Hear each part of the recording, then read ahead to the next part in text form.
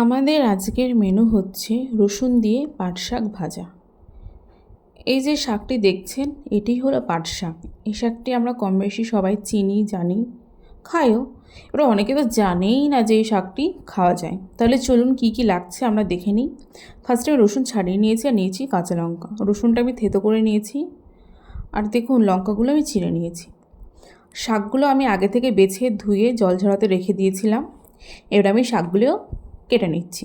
দেখুন আমার শাক কাটা কিন্তু কমপ্লিট। এবার আমি একটা কড়াই নিয়েছি, তাতে দিয়েছি কিছুটা সর্ষের তেল।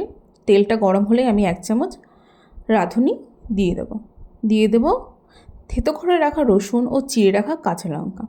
সবগুলিকে ভালো করে ভেজে নিতে হবে। এবার দিয়ে দিচ্ছি 1 চামচ হলুদ। আবারও সবগুলিকে একসঙ্গে মিশিয়ে নিচ্ছি। এবার আমি দিয়ে দেবো কেটে রাখা পাট শাক। আবার সবগুলিকে ভালো করে মিশিয়ে নিতে হবে।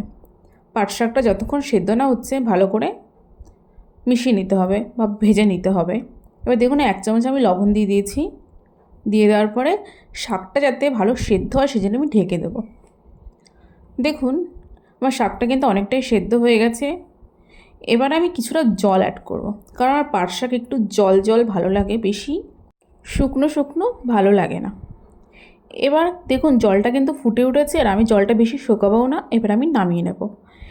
এবার আমি নামিয়ে নিচ্ছি পাট শাক, কারণ আমার পাট শাক রেডি হয়ে গেছে। এবার দেখুন ফাইনাল লুক কেমন লাগছে দেখতে যেমন লাগছে খেতেও সুন্দর হয়েছিল। কারণ এই শাকটা বাজার থেকে কেনা নয়, এটা অর্গ্যানিক শাক, যেটা আমার কাকু বাড়িতে লাগায়। আমি যতবার বাড়ি যাই ততবারই বাড়ির থেকে নিয়ে আসি। আপনারা অবশ্যই বাড়িতে ট্রাই করবেন, খেয়ে আমাকে জানাবেন। সুস্থ থাকবেন, ভালো থাকবেন, দেখা হবে আগামীকাল।